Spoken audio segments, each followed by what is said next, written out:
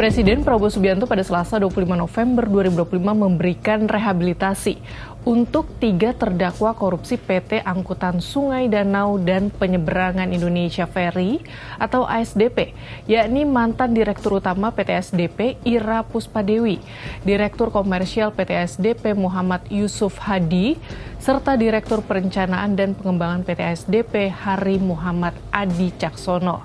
Lantas bagaimana respons KPK dan Menteri Koordinator Bidang Hukum Hak Asasi Manusia, Imigrasi dan Pemasyarakatan Yusril Iza Mahendra terkait hal ini? Lalu apa itu rehabilitasi dan bagaimana duduk perkara ex-dirut ASDP ini? Adapun pemberian rehabilitasi ini disampaikan oleh Wakil Ketua DPR RI Sufmi Dasko Ahmad bersama dengan Menteri Sekretaris Negara Prasetyo Hadi dan Sekretaris Kabinet Teddy Indra Wijaya dalam jumpa pers di Istana Kepresidenan Jakarta Selasa sore. Terhadap perkara nomor 68 Pitsus TPK 2025 PN Jakarta Pusat atas nama Ira Puspadewi, Muhammad Yusuf Hadi, Hari Muhammad Adi Caksono. Dari hasil komunikasi dengan pihak pemerintah,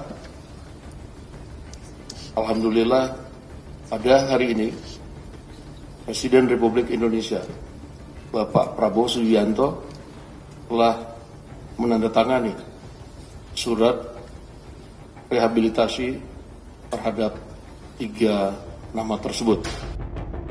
Dasko pun mengklaim jika pemberian rehabilitasi bermula dari berbagai aspirasi yang disampaikan berbagai kelompok masyarakat kepada DPR mengenai polemik kasus korupsi PT ASDP yang mulai diselidiki sejak Juli 2024. Polemik tersebut lalu dikaji oleh Komisi 3 DPR.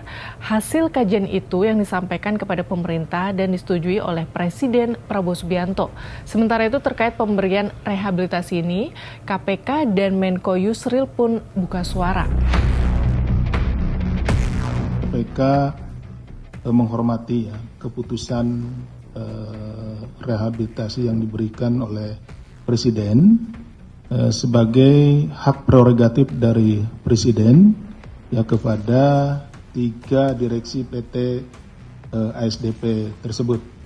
Dan kami sampai saat ini sekaligus juga menjawab Mas Fadil, masih menunggu surat keputusannya.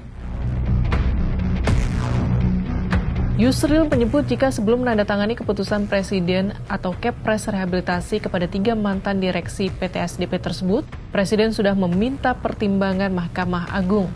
MA telah memberikan pertimbangan tertulis menjawab permintaan Presiden itu. Pertimbangan MA itu disebutkan dalam konsideran Kepres tersebut.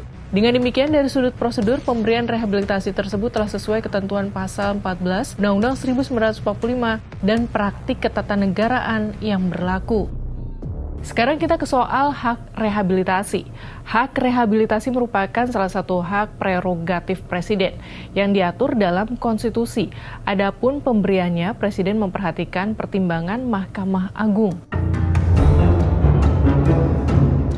Mengacu pada pasal 1 angka 23 Kitab Undang-Undang Hukum Acara Pidana atau KUHAP, rehabilitasi merupakan hak seseorang untuk mendapatkan pemulihan haknya dalam kemampuan, kedudukan dan harkat serta martabatnya yang diberikan pada tingkat penyidikan, penuntutan atau peradilan karena ditangkap, ditahan, dituntut ataupun diadili tanpa alasan yang berdasarkan undang-undang atau karena kekeliruan mengenai orang atau hukum yang diterapkan menurut cara yang diatur dalam KUHAP. Dengan rehabilitasi tersebut, Yusril menilai ketiganya tak perlu menjalani pidana yang dijatuhkan. Kemampuan, kedudukan, harkat, dan martabatnya sebagai warga negara dipulihkan kembali kepada keadaan semula sebelum ketiganya diadili dan dijatuhi putusan pidana oleh Pengadilan Tipikor pada Pengadilan Negeri Jakarta Pusat. Sementara itu, pengajar hukum pidana Universitas Trisakti Albert Aris mempertanyakan dasar hukum yang digunakan Presiden Prabowo. Aris menyebut seharusnya yang dapat diberikan Presiden adalah amnesti yang menghapuskan akibat hukum pidana atau abolisi yang menghapus tuntutan pidananya dengan memperhatikan pertimbangan DPR.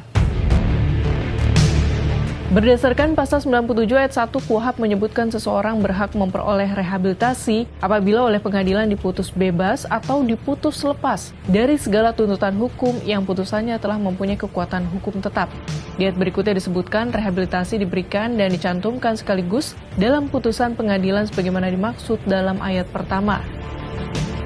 Sebelumnya, pada 20 November 2025, mantan Direktur Utama PT SDP, Ira Puspadewi divonis 4,5 tahun penjara karena terbukti bersalah bersama-sama melakukan tindak pidana korupsi dalam proses kerja sama usaha dan akuisisi PT Jembatan Nusantara pada 2019-2022.